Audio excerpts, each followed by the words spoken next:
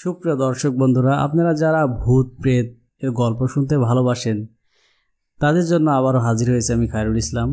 তো আজকে এমন একটি ঘটনা বলবো যে এরকম ঘটনার সম্মুখীন হয়তো বা আপনারা অনেকেই হয়েছেন।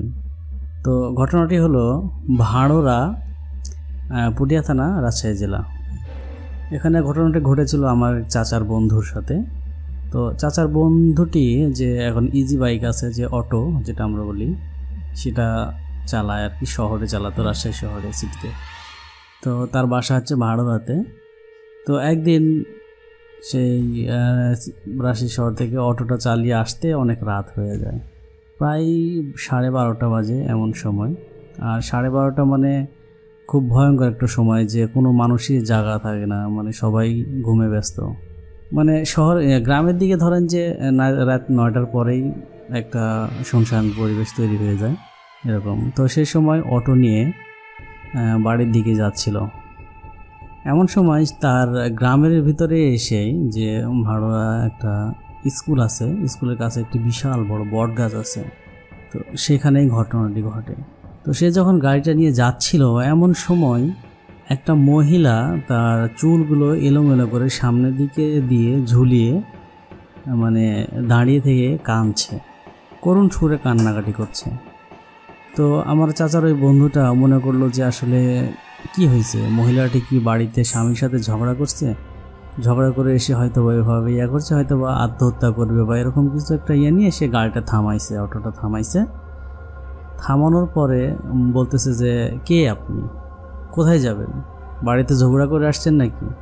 তো আসেন, আপনি যদি সামনে যেতে চান তাহলে আসেন, আমার গাড়িতে চড়েন। তো মহিলাটি চুপচাপ কোনো কথা বলে না, চুলগুলো সামনের দিক দিয়ে এরকম, মানে অন্যরকম একটা, যদি একটা মহিলা মানুষ যদি সামনের দিকে চুলগুলা উঠায়া আসে তাহলে কেমন দেখায়, একটা কেমন জানি একটা ব্যাপার। তো ওইভাবে এসে সে অটোর পিছনের সিটে বসছে উঠে। এভাবে অটো মানে মহিলাটিকে নিয়ে কিছু দূর যাওয়ার পরে, মানে সব কিছু লাইন ঠিক আছে, কিন্তু অটো আর যাচ্ছে না। মানে মোটর ঘুরতেছে কিন্তু চাকা ঘুরতেছে না, এটা কেমন একটা ব্যাপার। সেই লোকটা তো অনেক ভয় পেয়ে গেছে। এখন পিছনে তাকাই দেখে যে মহিলাটি এমন একটি বড় বড় চোখ করে তার দিকে তাকিয়ে আছে। সে তো মানে ভয়ে একেবারে শেষ, লাফ দিয়ে অটো থেকে নামছে। নামার সাথে সাথে মহিলাটিও অটো থেকে নামছে। নামার পরে তখন বলছে যে, কে আপনি, এভাবে আমার দিকে তাকিয়ে আছেন কেন? তখন সে মহিলা বলছে যে, কে আমি, তুই চিনতে পারতেছিস না, ভালো করে দেখ কে আমি। এই বলার পরে সে ভালো করে খেয়াল করে দেখে যে মানে তারই এক কাজিন, অনেক দিন আগেই, প্রায় 2-2.5 বছর আগে সে গলায় দড়ি দিয়ে আত্মহত্যা করছিল। সে এসে তার সামনে এভাবে দাঁড়িয়েছে। এখন বলতেছে যে, দেখ তুই আমার সাথে এরকম করতেছিস কেন, তুই তো আমার সাথে এরকম করতে পারিস না, আমি না তোর আত্মীয়, আমি তোর না ভাই? তে বলছে, হ্যাঁ তুই আমার ভাই, কিন্তু তুই আমার ভাই, আমার পরিবার, আমাকে যা যা করা লাগে তোরা তা করিসনি, আমার সাথে অন্যায় করেছিস। তখন সেই লোকটি বলতেছে, বল তোর সাথে কি অন্যায় করছি আর তোর কী করা লাগবে বলে। তখন সেই মহিলাটা প্রচণ্ড মানে কান্নাকাটি শুরু করে। তো সে কান্নাকাটি করতে করতে বলে যে, দেখ ভাই, আমার একটা ইয়া ছিল, মানে এটা যদি করিস, যেটা বলতেছে যে একটা হচ্ছে যে যে গলায় দড়ি দিছে সেজন্য, মানে আমাদের দেশে আত্মহত্যা করা তো ইসলামে মহাপাপ।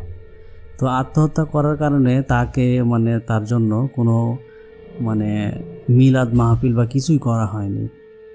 যে আত্মহত্যা করছে তারপর রাগ করে এগুলো কিছুই করা হয়নি, সেই জন্য তার আত্মাটা মানে এভাবে ঘুরে বেড়াচ্ছে। তো বলছে যে, দেখ ভাই, আমি তো পায়ে পড়ি, তুই আমার জন্য আমার পরিবারকে বলে একটা দোয়া মাহফিলের ব্যবস্থা কর। তখন সে লোকটি বলছে, ঠিক আছে, আমি এটার ব্যবস্থা করব। এরপর এই নিমিষের মধ্যেই চোখের সামনে থেকেই মানে ধোঁয়ার মতো একটা ইয়ে হয়ে হাওয়া হয়ে চলে যায়। তো এরপরে ওই লোকটি গিয়ে তার পরিবারকে বলার পরে তারা একটি মিলাদ মাহফিলের আয়োজন করে। আয়োজন করার পরে এই সমস্যাটি আর হয়নি।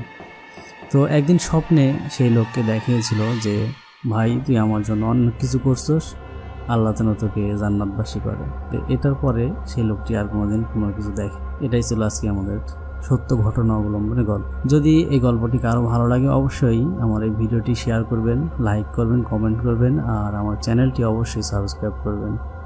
আর সাবস্ক্রাইব করে আমাদের ভিডিও প্রতিনিয়ত পাইতেই পাশের বেল আইকনটি অবশ্যই ক্লিক করবেন। ধন্যবাদ সবাইকে।